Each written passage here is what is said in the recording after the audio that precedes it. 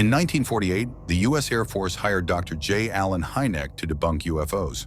But instead, the scientist who laughed at swamp gas ended up proving that the government was bearing the truth. Witnesses, radar evidence, even bodies. If even one of his cases was real, then everything we've been told is a lie.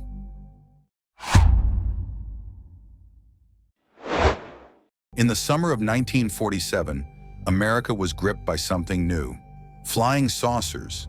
But the real shock came just weeks later. Roswell, New Mexico. A strange object crashed on a ranch. The military issued a statement. They had recovered a flying disc. Then almost immediately, they retracted it. Now it was just a weather balloon. The debris was flown to right field. Witnesses described strange materials, metal that folded like foil, but couldn't be cut or burned. Some even claimed bodies were recovered. Hynek didn't investigate Roswell, but he watched the story vanish from the headlines, replaced by silence. And years later, he would point to it as a turning point. Roswell showed the military how to manage a narrative, he once said. Give the public a simple answer, then change the subject. Even back then, Hynek had his doubts. The media was flooded with sightings. Pilots, farmers, police officers, all describing discs, lights, and impossible maneuvers. The Air Force called in the scientists, and Hynek was one of them. Don't worry, they told him. These aren't aliens. We just need someone smart to explain them. Hynek believed them. At first, in those early years, the job was simple. Debunk the sightings, swamp gas, weather balloons, optical illusions. And for a while, Hynek went along. He trusted the data he was given. He thought most witnesses were simply mistaken. He even laughed at some of the reports. But some cases didn't fit the script, like the summer of 1952. Dozens of unknown objects appeared over Washington, D.C. Radar confirmed them. Fighter jets were scrambled. The objects vanished, then returned. 2 weekends in a row. The public panicked. The Air Force held the largest press conference in U.S. history. Their explanation? Temperature inversion. But Hynek knew better. Temperature inversion doesn't show up on radar, he later said. Then came Socorro, New Mexico, 1964. Police officer Lonnie Zamora was chasing a speeder. He saw a metallic object on the ground, 2 small figures beside it. When it took off, it scorched the earth. Left brush burned, soil crushed. Hynek visited the site himself. He interviewed Zamora. He saw the marks. And for the first time, he couldn't explain what he was seeing. That case changed him. Others followed. In 1966, near Dexter and Hillsdale, Michigan, dozens of people witnessed glowing lights hovering over fields. Hynek was sent in to investigate. Under pressure from the Air Force, he publicly blamed it on swamp gas. The media exploded. Reporters mocked him. Citizens were furious. Privately, Hynek regretted the statement. He knew it wasn't true. He later called it the low point of his career. That same year in Ohio, 2 police officers chased a UFO for over 80 miles across state lines. It was one of the most credible cases Blue Book ever handled, and yet it was quietly dismissed. Then came Pascagoula, Mississippi, October 1973. 2 shipyard workers, Charles Hickson and Calvin Parker, were fishing by the river when a strange craft descended. It hovered silently, metallic, glowing. From it emerged 3 beings, not little green men, but tall, featureless creatures with claw-like hands and wrinkled gray skin. The men said they were paralyzed, lifted into the craft, examined, then released. They went straight to the sheriff. Both were visibly shaken. Hickson, the older man, was trembling. Parker, only 19, was nearly catatonic. The police didn't believe them, so they left the 2 alone in a room and secretly recorded their conversation. But instead of plotting a hoax, the men whispered in terror. They spoke as if the experience was still happening. Hynek reviewed that tape. He said no one could fake what he heard. He flew down to Pascagoula, interviewed them himself. And though he had always approached abductions cautiously, this time something felt different. Other sightings came in from the area. Lights in the sky, a craft near the water.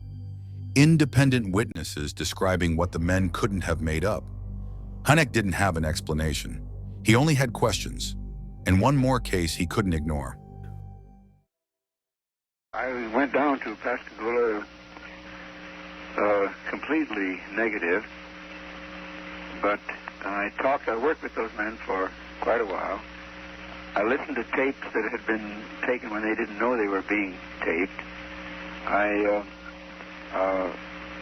saw how Charlie behaved under hypnosis, and finally the lie detector test.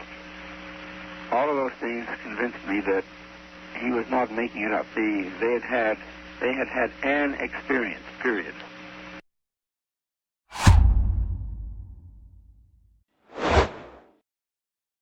Over the years, Hynek watched the Air Force dismiss solid cases. Evidence vanished. Photographs disappeared. Reports were rewritten. Behind the scenes, a different picture was forming. There were whispers of secret teams investigating high-level sightings. They didn't report to Project Blue Book. They reported directly to Washington. Hynek wasn't part of those teams, and that told him everything he needed to know. He realized Project Blue Book wasn't an investigation. It was a filter. Only the safest cases made it in. The rest, classified, compartmentalized, buried. Then came the Condon Committee. An independent panel was formed to give Blue Book its final review. Hynek hoped it would be honest. Instead, the report dismissed UFOs entirely. The decision was political. The Air Force closed Blue Book in 1969. The official conclusion: no threat, no unknown technology, no extraterrestrial evidence. But Hynek had seen too much. He knew the truth wasn't so simple. By then, Project Blue Book had cataloged over 12,000 reports. 701 of them remained unexplained, and those were just the ones that made the files. Hynek left the Air Force. He began to speak out. He said the government had turned science into public relations. He warned that real data was being suppressed. He coined a new phrase: close encounters. He created a classification system still used today: close encounters of the first, second, and third kind. He wrote books, founded the Center for UFO Studies. He gave lectures around the world. He stood up again and again and said, "We are not alone, and we deserve to know the truth." He wasn't alone. Other insiders began to speak: pilots, generals, radar operators, people with nothing to gain. They confirmed what Hynek suspected.